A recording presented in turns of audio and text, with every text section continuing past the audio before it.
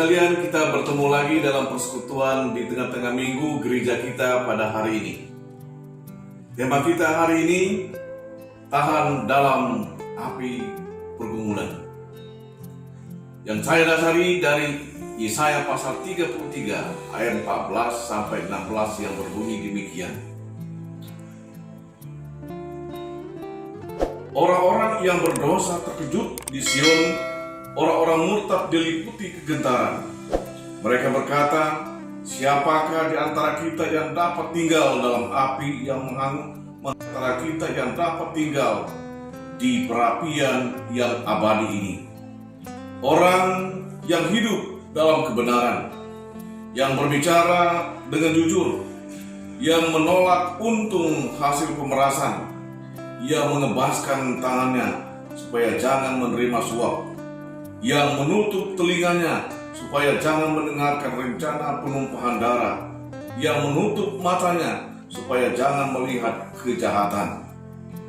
Dialah seperti orang yang tinggal aman di tempat tinggi. Bentengnya adalah kubu di atas bukit batu. Rotinya disediakan, air minumnya terjamin. Saudaraku yang kekasih dalam Yesus Kristus, firman Tuhan ini mengingatkan kepada kita bahwa kita ini diuji, kita ditempa, kita dimasukkan ke dalam api penyucian pemurnian kita.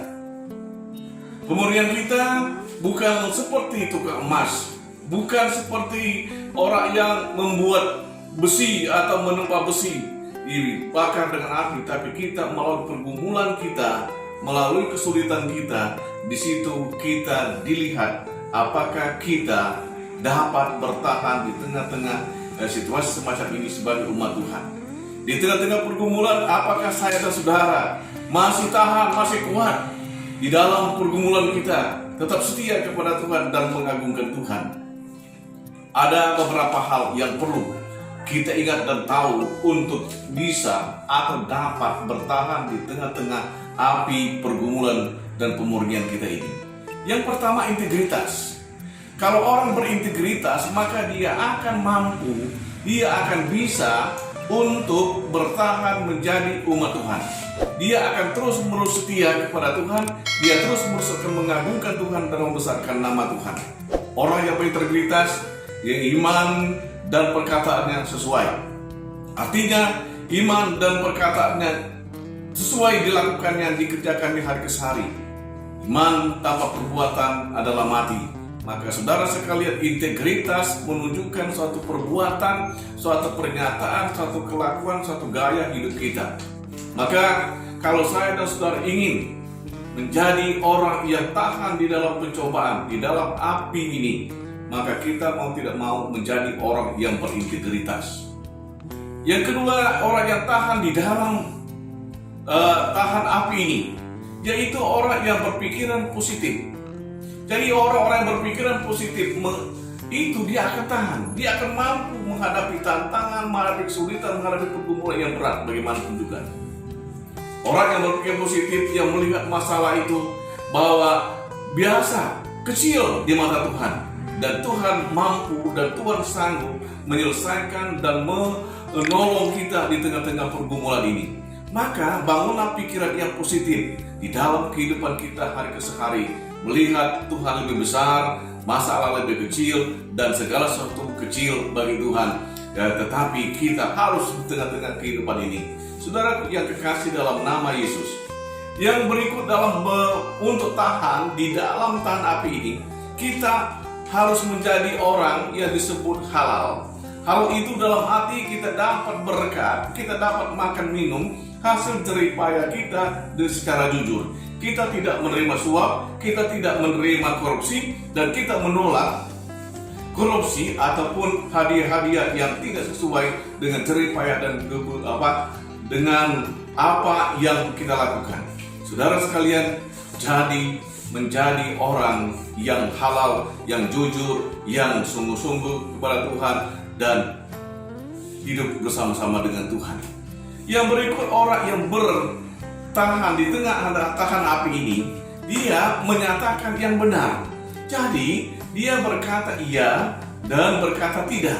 Dia mengungkapkan, menyampaikan, menginformasikan kebenaran. Kebenaran itu siapa? Kebenaran itu adalah Yesus Kristus Tuhan sebagai Juru Selamat. Yang benar ialah firman Allah. Yang benar adalah Tuhan Yesus. Dan kita menjadi benar karena kita percaya dan terima Yesus. Saudara sekalian, berkata yang benar akan membuat kita menjadi orang yang tahan di dalam api. Yang berikut, orang yang bisa bertahan, saudara sekalian, tujuan yang murni. Jadi segala sesuatu yang ia lakukan, yang ia kerjakan, yang ia buat, mengikut Tuhan dan melayani murni untuk memuliakan Tuhan dan untuk mengagungkan Tuhan, tanpa imbel apa-apa, hanya untuk memuliakan Tuhan, mengagungkan Tuhan, dan memberkati dan diberkati oleh Tuhan dan membesarkan nama Tuhan. Tujuan yang murni. Yang berikut, saudaraku yang kasih dalam Yesus, kita harus kokoh dan stabil. Di dalam hidup ini dibutuhkan kekuatan. Kita harus kuat. Harus kita stabil dalam hal itu. Jangan terombang-ambing oleh situasi dan keadaan. Jadi orang yang tahan di dalam api, dia kokoh, dia stabil, dia tidak terombang-ambing oleh situasi dan keadaan. Dia tidak hanyut oleh situasi. Dia tidak seperti pohon yang bagaimana angin, disitulah dia terarah. Saudaraku yang kekasih dalam Yesus, pelajaran apa buat kita di dalam renungan hari ini? Tahan di dalam api pergumulan. Yang pertama, kalau saya dan saudara menjadi orang yang tahan di dalam api ini, maka kita akan menginspirasi banyak orang. Kita akan menginspirasi orang lain. Sehingga melalui tahan uji ini, tahan dalam api penyucian ini, maka kita akan menolong sesama, memberikan masukan ataupun hal-hal yang baik dan positif kepada sesama. Yang kedua, pelajaran bagi kita saudara sekalian, di dalam situasi semacam ini, bisa saja saya dan saudara kehilangan teman. Kita mempertahankan diri sebagai seorang yang berintegritas, orang yang betul-betul di dalam Tuhan, maka bisa saja saya dan saudara akan kehilangan teman. Teman-teman kita meninggalkan kita karena tidak sejalan dengan kita, karena kita memuliakan Tuhan, melayani Tuhan dan mengagungkan Tuhan. Yang berikut, saudara sekalian, orang yang tahan dalam tahan api ini, dia akan memiliki atau mengetahui siapakah teman yang sejati itu. Orang yang tahan di dalam api pergumulan, dia terus-menerus dalam pergumulan ini, maka dia akan tahu dan paham bahwa siapakah teman sejatinya.